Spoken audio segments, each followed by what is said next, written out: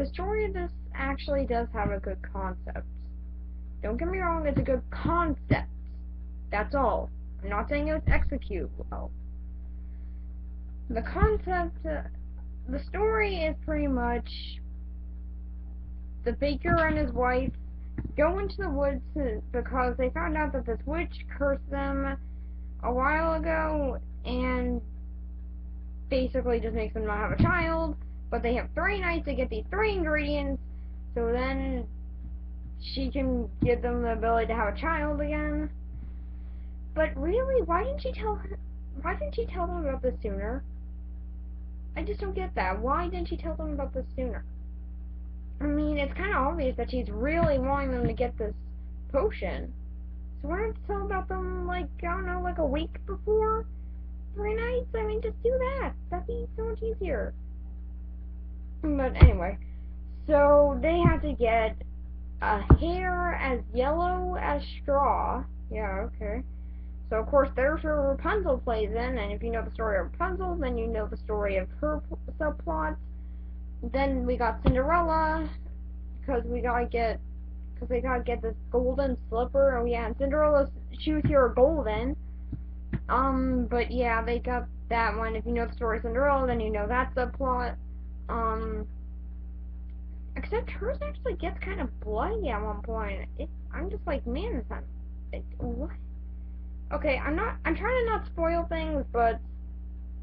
God, there was one moment where they just get weird. And then they have to get a cow as white as milk, which is where Jack plays in. If you know the story of Jack and the Beanstalk, then you know that subplot. And then there's also, they have to get a cape as red as blood. Little Red Riding Hood, of course. And if you know her story, then you know her subplot. And pretty much, that's it. They get all the ingredients at the end. Ooh, spoiler, okay? But just so you know, this is not entirely spoiler-free. Alright, I'm gonna be spoiling some stuff, so if you haven't seen the movie yet, I will put a link in the description to where I found it, but I don't highly recommend it. And also, that link I will send out will actually have some volume going down at one point, so get speakers out when that happens. But pretty much, after that, they have this one scene, they have, like, this whole entire second half of the movie. It's like an entirely different movie after that. Because then, they got all the ingredients. They all got married, they all got happy lives until the wife of the giant comes and gets very angry with Jack and then tries to kill him. Yeah, as you can see, this is a very odd idea. And they all have to get Jack and give him to the giant, which here's the part that I don't get. There's a huge plot hole in this moment. Why can't the witch just use the magic on this annoying giant? Just use some freaking magic! You have magic, use it! I mean, good God!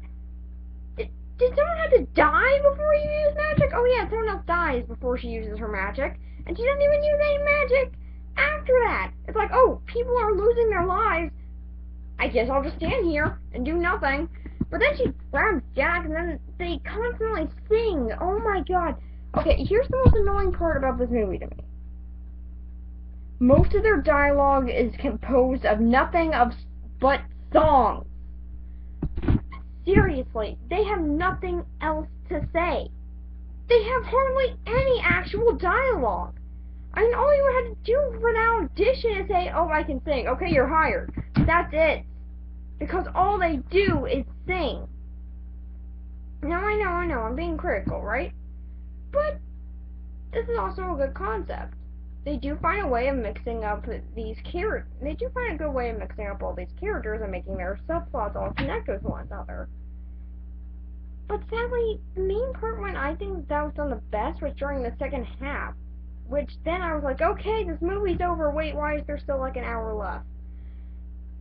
So pretty much, I wouldn't doubt that a lot of people just left the theater after that. And then heard, oh, there was a second half of that? And we saw enough of that movie, we're not gonna go back.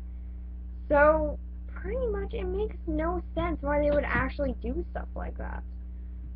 Now, I will have a new part on my review that talks about the songs, but just so you know, I will not say every single song's name because, like I said before, most of that 2-hour-long movie is composed of nothing but songs.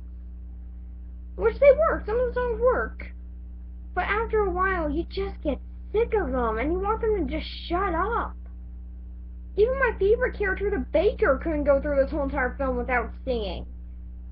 That's a bad sign. There's even one character at one point that actually is basically just telling them all to shut up. And now, the characters. I'm just gonna start off with the one that I say is personally to blame for this. The witch. Why do I say that she's personally to blame? Because she's the one who started this curse in the first place. And also, she cursed the family.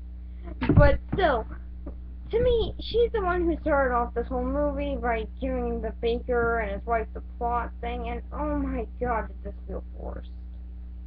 I know, she did a good job with what she had, but I know Meryl Streep did a good job with what she had, but yeah, it was just what she had was so bad to me. I mean, some of her stuff is good. I like the part where she's just like, oh, just shut up already. I got it. You guys all think that something bad's happening, but just shut up. Arguing won't help. I know. That was actually a pretty good scene. But aside from that scene, I don't really see why she got nominated for an Oscar or won the Oscar. I don't know. I didn't watch the Oscars. But I heard that she was nominated, so. But I don't know why she won. I mean, it was just unconvincing to me. I mean, you could tell that she was having fun with it, but maybe a little bit too much fun. Because she seemed to get really into it. Then I know I just got really into my story part of this, but still, she got a little bit too far into it to me. Because it just made it feel so forced. I'm sorry, it just felt forced. Okay, so now we go on to the baker and his wife. I'm gonna talk about these two just to shorten up the characters because there are a lot. So the baker is actually my favorite character in this movie. He doesn't sing that much, which to me was mainly like the main selling point. Like all the characters that sing, get out here because you sing. The baker, you don't sing that much. You can stay. But to me, it just felt like it was kind of forced. I mean, or at least his wife was, okay? His wife was forceful. Again, this character, oh my god, the movie could have been the same without her, to me. It just could have. Like, you could have replaced her with any other actress, and then they would have done the same thing. The only thing that gave her character was the script, that's all. But the baker is another story. You can see that the actor got into it, but not as much as Meryl Streep. And he really did like the role. You could tell, and it actually feels like he was made to do this role. That's probably why I felt like it was such a good casting choice. And after that, then these characters just get really weak and cliche to me.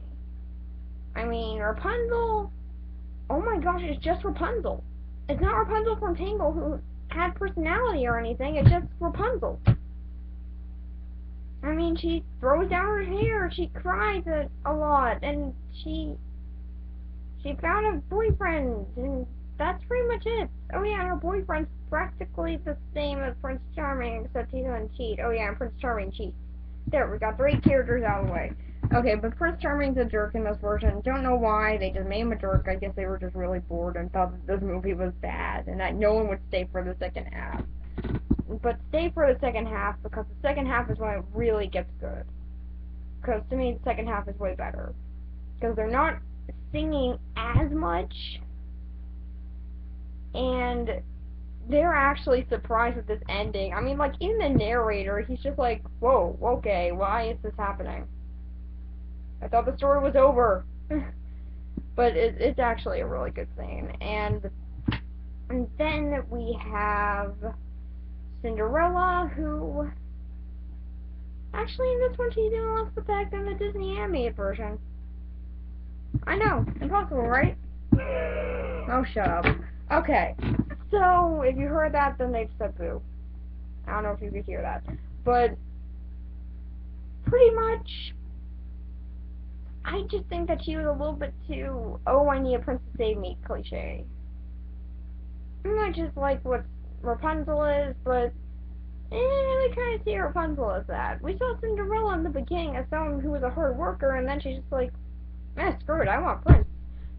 But, yeah, it just seemed kind of odd to me. I don't know why she was at the Oscars, especially for that song. Which is the only part of the Oscars I've seen, okay? Who else is there? Oh yeah, there's Little Red Riding Hood, who actually I like in the second half, because then she's pretty awesome. I mean, she wears the skin of a wolf. Oh yeah, and the wolf dies. Yeah, Johnny Depp got killed. Oh yeah, and Johnny Depp, oh my god, he is so unconvincing as a wolf. Even his costume is unconvincing. I'm just like, is that supposed to be a wolf, or is it just supposed to be a guy in a costume? And it is, it's just a guy in a costume. I think that Johnny Depp was just walking by the set and they were like, hey, here's the paycheck. He's like, oh, okay. But Little Red Riding Hood, she gets cooler by the end, because then she has a freaking knife. She's like, oh, okay, I'm gonna kill this giant. I'm like, yes, go kill the giant. Kill the giant, that's what you need to do. And then they're just like, no, you gotta stay here. I'm like, oh, darn, another musical number, no. I mean, they have so many. They have so many musical numbers. I'm just saying that right now. And then we have Jack, who, oh my gosh, this is every little boy. This is like Tom Sawyer, Ralph from The Lord of the Flies. All these characters got mixed up into one and got so little personality, and got all their personality just taken out. Because he is so unlikable. I mean, this kid, he steals, and I'm just like, why? And also, when he gives people money, he's like, oh, okay, now give me my cow back. I'm like, they didn't make this deal. When did they make this deal with you? When did they make this deal? They never made this deal. Why are you stealing their cow from them now? It felt odd, and his mother is not even, and his mother doesn't help sugarcoating him, because his mother is just really abusive throughout most of the film. She like swats her kid on the head. I'm like, geez, lady. She sends him to bed without dinner, even though it's still daylight out. I'm like, geez, just do it at least when there's no daylight. God. I just found her as a very mean-spirited character, which is what most of these characters are. And most of these characters are pretty mean-spirited and very unlikable to me. Now, I might be doing a part 2 of this review for the songs part, because I'm not saying the name of these songs, because I don't even know the names of all these songs. But pretty much there are just so many. Oh yeah, and then there's also the baker's father, and also, who the heck was the baker and his wife? Were they like Hansel and Gretel or something? Were they even based on a fairy tale? If you know that they were based on a fairy tale and which one, or if they weren't, please tell me please send me a chat about that, because I need to know. It was really irritating me throughout the whole movie. I was just like, okay, yeah, your wife just died, but who are you, Baker? Oh yeah, and also the baker's wife died. I know, spoilers. Oh, shut up. Okay, so, again, that was a boo. If you didn't hear it, I don't know if the sound was coming through. But, yeah, it just seems like a very mean-spirited movie, and a very mean-spirited cast of characters. Now, if you like it, that's fine. Enjoy, because I can see why you can like this, but I just don't. So for characters, again, 3 out of 10, because they're all mean-spirited to me.